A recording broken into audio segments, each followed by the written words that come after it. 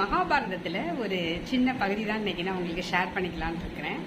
அதாவது போர் முடிஞ்சு அர்ஜுனனும் கிருஷ்ணரும் பேசிட்டு உட்கார்ந்துருப்பாங்க. அப்ப அர்ஜுனன் வந்து ரொம்ப பெருமிதத்தோட இருப்பாரு. கடவுள் நம்ம பக்கம் இருக்கிறாரு, நாம அதிகமான பக்திமானா இருக்கிறோம் அப்படின்னு சொல்லிட்டு பெருமிதத்தோட இருப்பாரு. உடனே கிருஷ்ணர் வந்து அதை புரிஞ்சுக்கிட்டு அர்ஜுனன்கிட்ட சொல்லுவாரு, நீ தான் பெரிய பக்தன் அப்படின்னு நினைச்சிட்டு இருக்கியா அப்படின்னு கேட்பாரு. உடனே அர்ஜுனனுக்கு வந்து ஒரே திடுக்கிட்டுவாரு, என்னடா நம்ம மனசுல என்ன நினைச்சாலும் அதை கேட்டுறாரு அப்படின்னு சொல்லிட்டு.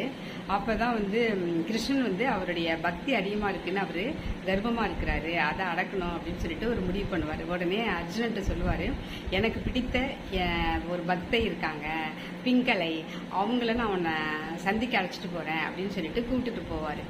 இவங்க வந்து அஸ்தினாபுரத்துக்கு பக்கத்துல தான் இருக்கிறாங்க, நாம 2 பேரும் போகலாம். ஆனா அவங்கள்ட்ட இருந்து நம்ம உயிர் தப்பிக்கணும்னா நம்ம இந்த வேடத்துல போக முடியாது, நான் பெண் வேடம் போட்டு தான் போகணும்.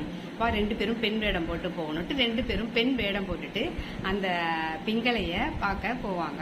அவங்க வந்து நாங்க வழிபோக்கர்கள், எங்களுக்கு வந்து கொஞ்சம் தங்குறதுக்காக கொஞ்சம் ரிலாக்ஸ் பண்ணிக்கிறதுக்காக நான் வந்திருக்கோம் அப்படின்னு சொல்லிட்டு அந்த மூதாட்டிட்டு சொல்லுவாங்க. அந்த மூதாட்டி வந்து வாங்க கொஞ்ச நேரம் வெயிட் பண்ணுங்க, நான் வந்து இறை வழிபாடு பண்ணிட்டு இருக்கேன், நான் பண்ணி முடிச்சுட்டு உங்களுக்கு உணவு தரேன், நீங்க சாப்பிட்டுட்டு நீங்க போகலாம் அப்படின்னு சொல்லுவாங்க. அவங்க வெயிட் பண்ணிட்டு இருக்கும் பொழுது அந்த அம்மா வந்து கிருஷ்ணருடைய சிலையை வச்சிருப்பாங்க. அதுக்கு பக்கத்துல 3 கத்திகள் வச்சிருப்பாங்க. ஒரு கத்தி பெரிய கத்தியா இருக்கும், ஒரு கத்தி வந்து நடுத்தரமா இருக்கும், ஒன்னு சின்ன கத்தியா இருக்கும். 3 கத்தியும் வச்சு வழிபட்டு முடிச்சுட்டு அவங்க வரும் பொழுது அப்ப வந்து கிருஷ்ணர் கேட்பாரு, இது என்ன 3 கத்தி வச்சிருக்கீங்களே அப்படின்னு கேட்பாரு. அதுக்கு வந்து அவங்க சொல்லுவாங்க, இது 3 கத்தியும் என்னுடைய பகவான் வந்து கிருஷ்ணரை தொல்லை பண்ணவங்க, அவங்க 3 பேரையும் நான் பார்த்தேன்னா இதால குத்தி கொண்டுட்டு தான் நான் விடுவேன் அப்படின்னு சொல்லுவாங்க. உடனே வந்து அர்ஜுனனுக்குலாம் ஒரே ஷாக் ஆயிடும். உடனே அவங்க வந்து சொல்லுவாங்க, சரி இந்த கத்தியை பத்தி சொல்லுங்களேன் அப்படின்னதும் அவங்க சொல்லுவாங்க, இந்த குட்டி கத்தி வந்து நான் கிருஷ்ணருடைய நண்பர் குசேலருக்கு, குசேலரை என்னைக்கு பாக்குறனோ அவர் அந்த குட்டி கத்தியால குத்திடுவேன் அப்படின்னு சொல்லுவாங்க. கிருஷ்ணர் வந்து ஏன் அப்படின்னு கேட்பாரு. அதுக்கு வந்து அவங்க சொல்லுவாங்க, கிருஷ்ணருடைய வந்து வெண்ணெய் சாப்பிட்டு அவருடைய நாக்கு வந்து மென்மையானது, அவருக்கு போய் அவங்க வந்து அவள் கொடுக்குறாங்க, அவள் வந்து ரப்பா இருக்கும், அவருடைய நாக்கை வந்து அது கஷ்டப்படுத்தினாரா, அவருடைய நாக்கை கஷ்டப்படுத்தின அவரை வந்து நான் வந்து குத்தாம விடமாட்டேன் அப்படின்னு சொல்லுவாங்க. சரி இந்த நடுத்தர கத்தி எதுக்கு அப்படின்னு கேட்பாரு கிருஷ்ணர். அதுக்கு அவங்க சொல்லுவாங்க, அது திரௌபதிக்கு அப்படின்னு சொல்லிட்டு. ஏன் திரௌபதி என்ன பண்ணாங்க அப்படின்னு கேட்பாரு. அதுக்கு அவங்க சொல்லுவாங்க, திரௌபதி வந்து தன்னுடைய கற்பை காப்பாற்றி கொள்றதுக்காக கிருஷ்ணர் அழைத்தாரு, அவங்க புடவையை கொடுத்துட்டே இருந்தாரு கிருஷ்ணர், அதை துச்சதுனாலே இழுக்க முடியாம மயக்கமாயிட்டான். அப்படி இருக்கும் பொழுது அந்த புடவையை கொடுத்துக்கிட்டே இருந்த கிருஷ்ணனுடைய கைகள் எவ்வளவு வலிச்சிருக்கும், அவங்க அதை உணர்ந்துக்கவே இல்லை. அதனால கிருஷ்ணனை கஷ்டப்படுத்தின அவங்கள இந்த நடுத்தர கத்தியால நான் குத்திடுவேன் அப்படின்னு சொல்லுவாங்க. அடுத்தது பெரிய கத்தி எதுக்கு அப்படின்னு கேட்டதும் இது அர்ஜுனனுக்கு தான் அப்படிங்கையும் அர்ஜுனனுக்கு தூக்கி வாரி போடும். ஏன் அர்ஜுனன் என்ன பண்ணாரு அப்படிங்கையும், ஏன் ஊர்ல வந்து தேரோட்டிகளே இல்லையா, ஏன் கிருஷ்ணர் வந்து தேரோட்டியா கூப்பிட்டுட்டாரு, தேரோட்டு ஃபுல்லா அந்த போர் முடிகிற வரைக்கும் அவர் தேரோட்டுனா அவருடைய கைகள் வந்து எவ்வளவு வந்து கஷ்டமா இருந்திருக்கும், எவ்வளவு வலிச்சிருக்கும் கிருஷ்ணருக்கு. அப்ப இவங்க 3 பேருமே அவர் உடலை வந்து துன்புறுத்தி இருக்கிறாங்க, அதனால நான் 3 பேருமே கொண்டுட போறேன் அப்படின்னு சொல்லுவாங்க.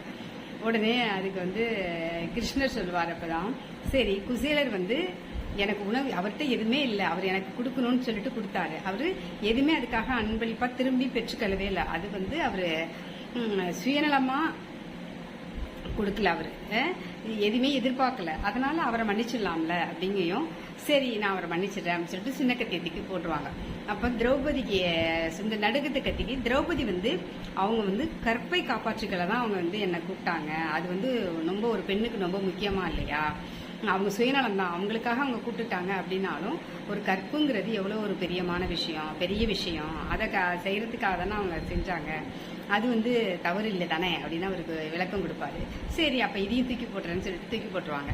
3ஆவதா இருக்கு அர்ஜுனன், வேணா இதை யூஸ் பண்ணீங்க அப்படின்னு சொல்லுவாரு கிருஷ்ணன், அர்ஜுனனுக்கு தூக்கி வாரி போடும்.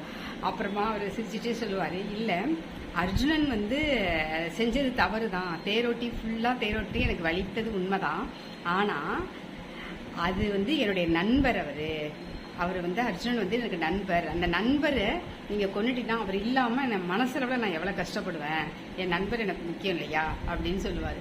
உடனே அவங்க வந்து மூதாட்டி, ஐயோ நீங்க வந்து உடலால கஷ்டப்படுறத விட மனதால கஷ்டப்படுறது எனக்கு பிடிக்காது, நீங்க எதுலையுமே கஷ்டப்படக்கூடாது, நீங்க மனசு கஷ்டப்படாம இருக்கணும்னா நான் இதையும் தூக்கி போட்டுறேன்னு சொல்லிட்டு அந்த கத்தியை தூக்கி போட்டுருவாங்க. அப்பதான் அர்ஜுனன் வந்து அந்த மூதாட்டியை வந்து காலை தொட்டு வணங்குவாங்க. அப்ப அவனுடைய பக்தி தான் மேல இருந்த அந்த கர்வம்லாம் போயிடும். இந்த கதை உங்களுக்கும் பிடிச்சிருக்கும்னு நினைக்கிறேன். எனக்கும் ரொம்ப பிடிச்சிருந்துச்சு. பக்திமானா இருக்கலாம், ஆனா நாம தான் பக்திமான் அப்படின்னு சொல்லிட்டு கர்வத்தோடு இருக்கக்கூடாது அப்படிங்கிறதுக்கு இந்த கிருஷ்ணன் கொடுத்த விளக்கம் இது. உங்களுக்கும் இந்த ரொம்ப பிடிச்சிருக்கும்னு நினைக்கிறேன். கமெண்ட் பண்ணுங்க. நன்றி, வணக்கம்.